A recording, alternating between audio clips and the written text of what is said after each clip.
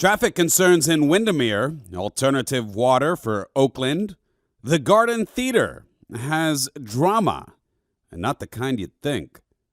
And the fate has been decided for a near centuries-old structure in Winter Garden. The date is June 23rd, 2022. We're going to go through these stories and more. Welcome to West Orange on the Go. My name is Austin Arthur, and this is where we do local news and comment. And when I say local news, I mean hyper-local. West Orange, this is your news. We begin in 10 seconds. You're listening to West Orange on the Go. Brought to you by the West Orange Times and Observer. Hosted by Austin Arthur. West Orange on the Go. Town of Windermere residents now will reap the effects of a proposed solution to address traffic concerns along Oakdale Street. Just not the solution they originally anticipated. Residents along Oakdale Street have expressed issues with cut-through traffic, speeding, stop sign running, and aggressive driving behaviors. Now, to review the situation, staff placed traffic devices along Oakdale Street. Although the traffic data didn't show a speeding issue, staff took the perceptions of aggressive driving and cut-through driver negligence as a catalyst to create a solution. Now, after the public meetings, the idea to close off some access roads into the quadrant was proposed. However, not all were in favor of the original proposed closures. But last week's meeting, the council member Bill Martini presented an alternative option from the original proposal, and that was to close East 8th Avenue at Main Street and East 7th Avenue at Mid-Block. But one council member, Tony Davitt, he disagreed with the proposal. He said he was concerned about the lack of notification to residents and the lack of engineering.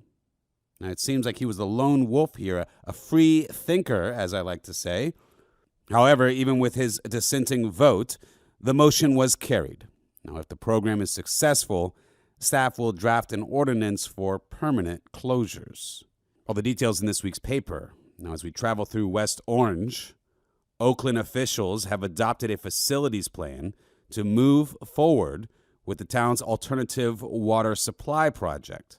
The facility would harvest stormwater discharging to Lake Apopka in an effort to offset the town's potable water demand for landscape irrigation. The town has been working toward an alternative water supply since 2019, when officials created a water facilities supply work plan. Now, I remember there was a recent election where the opposition candidate, this was one of his issues, I think, that this was not something that the town was doing, but they've been working on it since 2019, as we're told here. Now, the cost for construction is estimated to be at $4 million, but that's a big project and a very important one. Now, I go through the stories here. As I say to people, this is kind of like a Paul Harvey style, operation here. But if you want to read all the stories, if you want to read all the details, you go to orangeobserver.com. Another great place is the Facebook. You could like and comment and heart and all that kind of stuff. Share, The real stories are available to you for free online. It's not like some of these other newspapers in town. You got to pay for things. No, this is a service to the community. This has been going on for 116 years. This is the true paper of record in West Orange County. All right, let's see here. Drama at the Garden Theater. Turnover in highly visible roles at the Garden Theater has some questioning the future direction for the Winter Garden Entertainment Company. Artistic director Joseph Walsh has resigned after 3 years at the venue. The theater then announced former artistic director Rob Anderson would return to the role on an interim basis until a permanent replacement was selected. However, Anderson left the post after 1 week. Now, the board chair of the Garden Theater did make a quote, and he basically explained that they thought they were going in the right direction and that they did not ask Walsh to step down. Walsh confirmed he was not asked to resign, but said workplace circumstances led to his decision. Now, to be sure, although Walsh's departure was the most visible, it wasn't the only one. But one Ron Miles, who worked with Walsh in the recent production of Parade, as well as 2 other shows, said of Walsh, quote, "Joe created a very supportive and inclusive working environment. What I saw was that his commitment to inclusion and diversity is more than just words. I am worried that with his departure, the Garden Theater will move backwards in those areas. Not necessarily intentionally, but without a strong advocate to push for those things, the natural tendency will be to regress to the norm," end quote. Okay. Don't forget to check out the sports in this week's paper, the hyperlocal sports. Andrea Mujica focuses on the sports as well as other subjects. She is our newest staff writer. You know, we got a great team. A friend of mine, Cindy Gustafson, who is really just, in so many ways, the face of the newspaper, a wonderful human being. Well, I was talking to her the other day, and she referred to them as the A team. And I thought, well, that's appropriate. They are excellent. But, you know, she said to me, well, they're all the names begin with A. You got Andrea Mujica, Annabelle Sykes, the great Annabelle Sykes, and the legendary Amy Quessenberry. All right? So all their stories are in there. They just do an incredible job at preserving our history. We are the paper of record, as I always say. Maybe I got to do a special episode with them on. I kind of thought of that, and I called Cindy. I think I will, but we got to get Amy on. But Amy might be tough. I know she's shy. She's a very humble person, very talented, able, wonderful person that needs to come on this show. All right, so we're going to make that work out somehow. Now, okay, so let's get into the sponsor. The sponsor is Foundation Academy. Now, they have been serving a Christ-centered education to the students and families of Central Florida since 1958. Now, I say it all the time. They are the best school. My child goes to this school.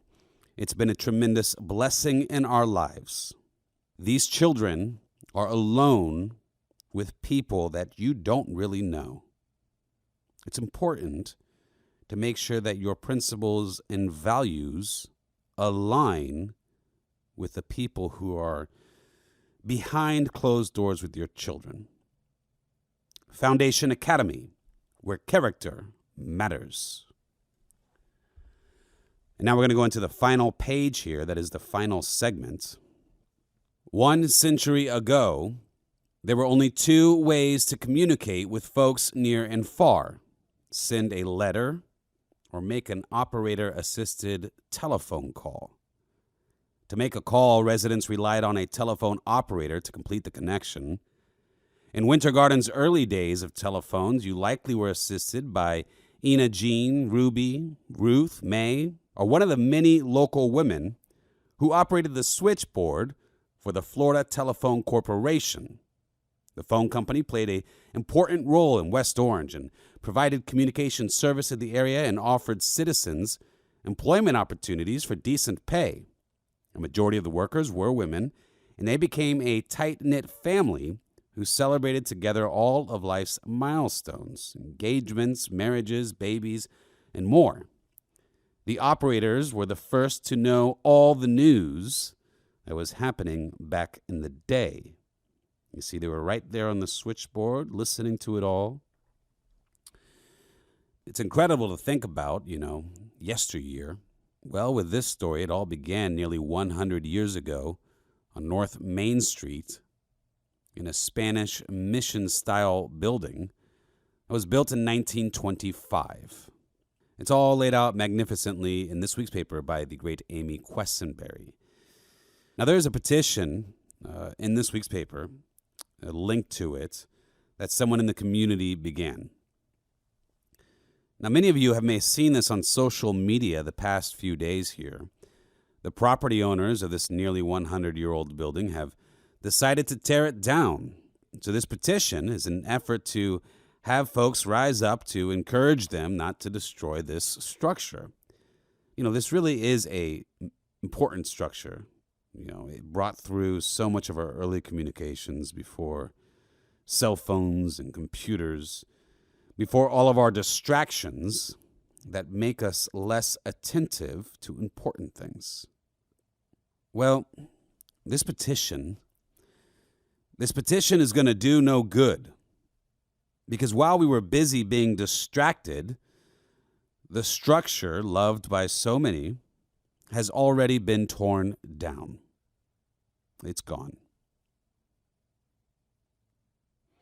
Now, on social media, there was a lot of tough comments against the church that owned the property, against the city, but I have a different take.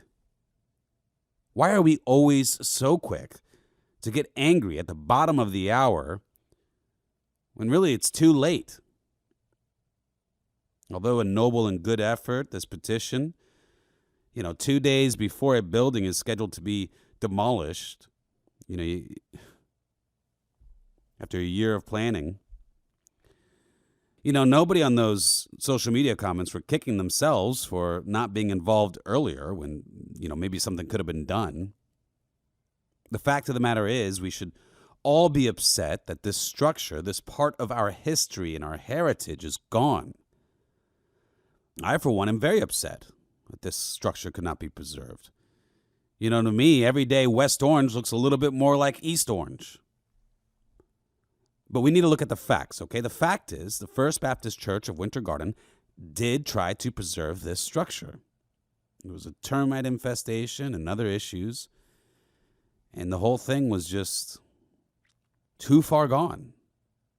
Now, there's a wonderful group that graciously suggested to buy the house and relocate it, but I'm told that there was another engineer review that even if that effort was approved and that the property owners agreed and that arrangements could have been made, that it just would have collapsed. Now, that's what I'm told. So where does this leave us? Well, the decay probably should never have occurred in the first place. Not too many years ago, that was a working structure. So perhaps if it was not shuttered up and left for so long, maybe things would be different right now with the fate of that structure. I don't know. I'm not an expert on this stuff. I don't know every detail. But the property owner was clearly well-intentioned. They have a history of being proactive preservationists within this community. But the building was lost just the same. So perhaps as a community, we need to become more vigilant. If we care about preserving our history, let's take a look around now at what we want to preserve and start the efforts. Start the efforts now before it's too late, and we try to make a petition 24 hours before something's getting smashed to the ground. Now, I'm not blaming the petitioner. It was a noble effort, but it was too late. I also think that we must stand in unison to create a definition for what people always refer to as smart growth. I got to be honest, I'm kind of sick of that phrase because it just seems to me like it just means growth. Maybe we need a proper definition.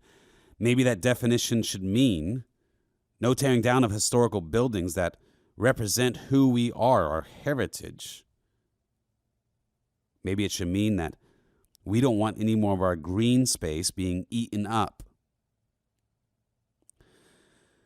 The truth is, the leaders of this city, they agree. But let's strengthen their resolve. Let's support them. It's easy to not pay attention and then just blame the city, blame the church, active participants of our preservation. There's property rights. I'm a big property rights advocate, but we also live in a civil society and we have the right to protect our heritage. So let's begin that process together. One way is by getting active with the Heritage Foundation. The Heritage Foundation here in Winter Garden does incredible work, not just to protect the history and heritage of Winter Garden, but really West Orange generally. Talk to them, visit their museum. If you have a concern about something, let them know. It's ran by a great man named Jim Crescitelli, a man I am honored to call my friend, and I will tell you, he cares. But they can't do it alone, so support them. Go visit. If you could donate, I would donate, Tell them what you care about. Tell them the structures in our community that you believe should be preserved and why. West Orange, if we seek to remain West Orange, we must be proactive preservationists, not reactive objectors, but proactive preservationists. The fact is, the city is an ally. That church is an ally. The Heritage Foundation is an ally and a great vessel for our children and our children's children. Together, let's preserve West Orange. This has been Austin Arthur with the West Orange Times and Observer. And until next week, have a happy, blessed weekend. West Orange on the Go is brought to you by the West Orange Times and Observer. Hosted by Austin Arthur. West Orange on the Go.